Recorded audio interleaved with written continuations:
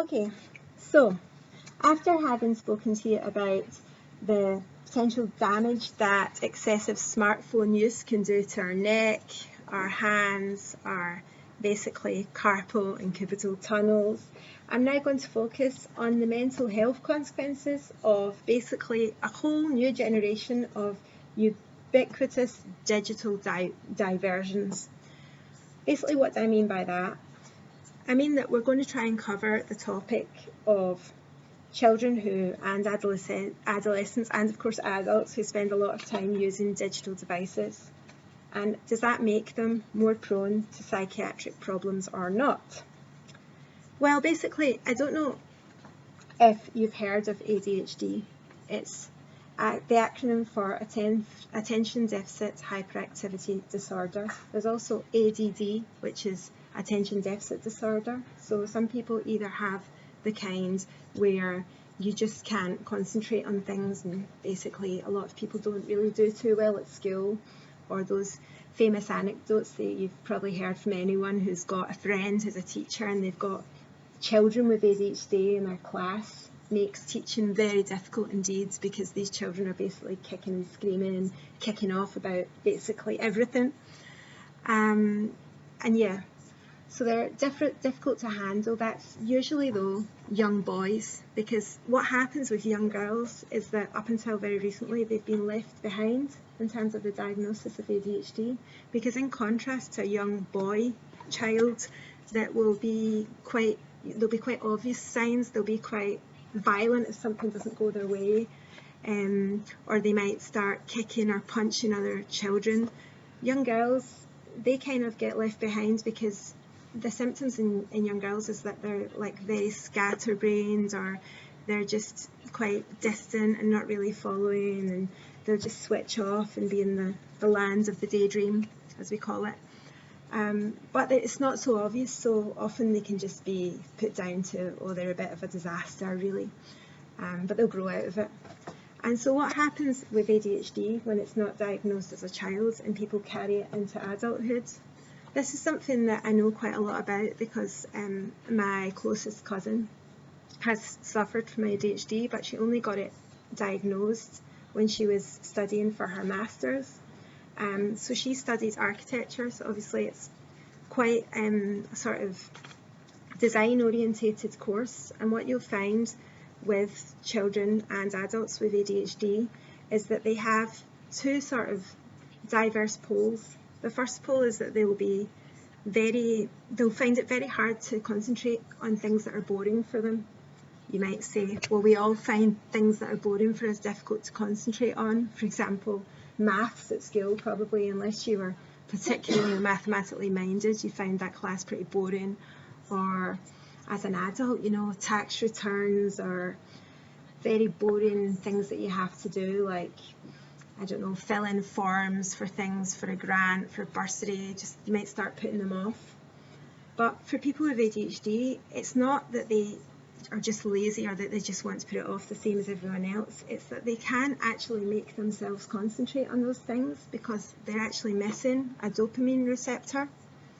Dopamine receptors are, if you can imagine your brain as a sort of valley. So you've got the mountains and you've got the gaps in between. So what happens if we've got like a boring or complicated task? Usually we send a signal to our brain that we've got to do this. But what happens with children, adolescents and adults with ADHD is that they try and send the signal, but it doesn't reach all the way. It falls in between the mountains, and so they switch off. They lose attention, they stop listening. They're trying to do their uni work, but they're on Instagram, they're on Facebook, they're getting a bottle of juice, they're getting some food. Oh, and then they're remembering that TV program that they wanted to watch was on, and so they're watching it.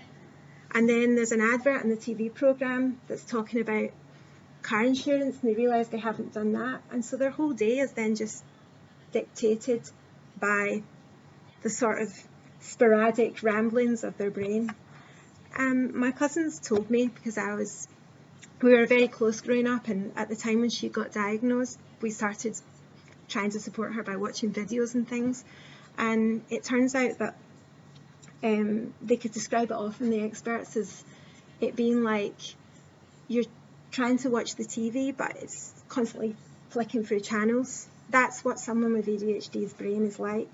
They're trying to concentrate on the activity at hand, but their brain is like somewhere else constantly. So how can they make that easy? What can they do? And how is that potentially aggravated by smartphone use? If you can imagine, when you're using a smartphone, it's not like sitting down like it was in the old days when you just grabbed a book. I remember when I was at school, we had book clubs and competitions, and everyone used to be racing each other to see how many books you could read. Well, my cousin told me it was very hard for her for the theoretical part of her architecture course, because what you'll find is that a lot of people with ADHD, when as adults, they'll end up going into professions that are more sort of creative.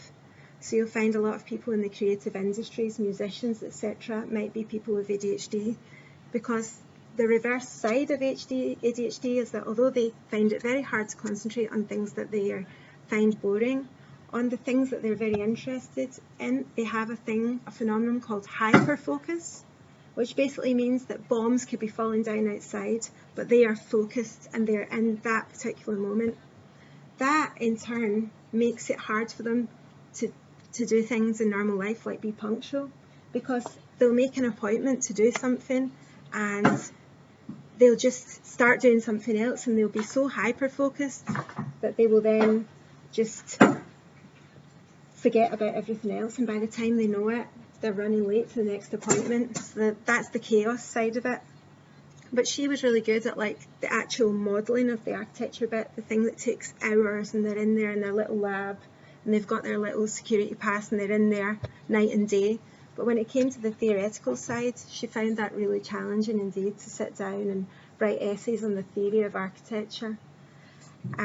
So if we then now step a bit back and relate that to children, a team of USC scientists says that yes, in a new study that appears in the Journal of the American Medical Association, they've found that teenagers who are heavy users of digital devices are twice as likely as infrequent users to show symptoms of attention deficit hyperactivity disorder, ADHD. That's what the study found.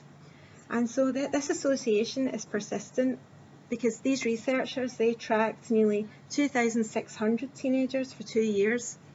And their study, it was focused on the mental health consequences of a new generation of ubiquitous digital diversions, including social media, streaming video, text messaging, music downloads, and online chat rooms, amongst others.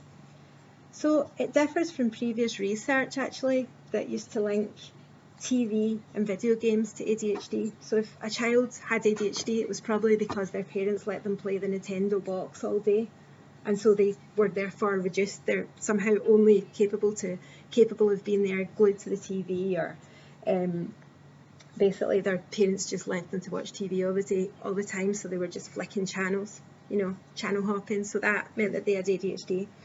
So what's new in this study, therefore, is that according to Adam Leventhal, who is Professor of Preventative Medicine and Psychology at the Director of the USC Health, Emotional and Addiction Laboratory at the Keck School of Medicine of USC.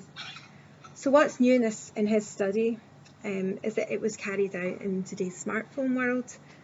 While all previous studies, as I've just mentioned on the topic, were undertaken quite some time ago, when the greatest evils out there for ADHD people or children were TV and video games, as I've said. So right now, social media, mobile phones, tablets and mobile apps, things that didn't exist, are being blamed for putting people more at risk of developing ADHD. Although this whole issue of whether someone can develop ADHD or not is a bit controversial, because ADHD, as I've already explained to you, does have a physiological explanation, so to speak, and that it's been shown that people with ADHD symptoms don't seem to have the dopamine receptors, as I've explained to you. However, there are sceptical people that think it's just all in people's heads and it's an excuse for people to be lazy and say, okay, I don't like the boring things in life, I only like the really interesting things, and so that's it, I can't concentrate. because I've got ADHD, or it's not my fault, I've just got ADHD. So that's where we're at, and Professor Leventhal insists that these new mobile technologies can provide fast and high intensity stimulation that's accessible all day, and that has actually increased digital media exposure so far beyond what's ever been studied before. And so these findings are therefore really interesting because they have ramifications for parents and for schools and for technology companies and paediatricians concerned that tech-dependent teens are driven to distraction or worse. For example, a recent study carried out by the not-for-profit Common Sense Media organisation showed that American teenagers actually spend about 1/3 of their day, so nearly 9 hours, using online media. A separate survey published last month by the US Centers for Disease Control and Prevention shows 43% of high school students used digital media for 3 or more hours per day. Now, while the popularity of digital media in younger kids is well known, as it is in adults and adolescents, I mean, everyone's basically online these days, aren't they? The impacts of its excessive use are not so well known. So, in this USC study, Professor Leventhal and his team of scientists began with 4,100 eligible students, so those students aged between 15 and 16, across 10 public high schools in Los Angeles County. Now, these schools represented mixed demographic and socioeconomic statuses from South LA to the San Fernando Valley and the San Gabriel Valley. And researchers focused on teens because adolescence is actually it's a pivotal moment in the onset of ADHD, and the unfettered access to digital media obviously is really relevant when it occurs at that age in someone's life, or that stage in someone's life rather. So next, what Leventhal's team did was they actually screened 2,587 participants so that they could actually remove students with pre-existing ADHD symptoms from their studies so that their results wouldn't be skewed. So the scientists' goal was to start with a clean slate, so tabula rasa completely, so as to be able to focus on the occurrence of new symptoms that were to manifest themselves over the course of their 2-year study. The researchers asked students how frequently they used 14 popular digital media platforms, and they sorted media use frequency into 3 separate categories. No use, medium use and high use. Next, the scientists monitored the students every 6 months between 2014 and 2016, and they sought to determine if digital media use in 10th grade was associated with ADHD symptoms or not. Thank you very much.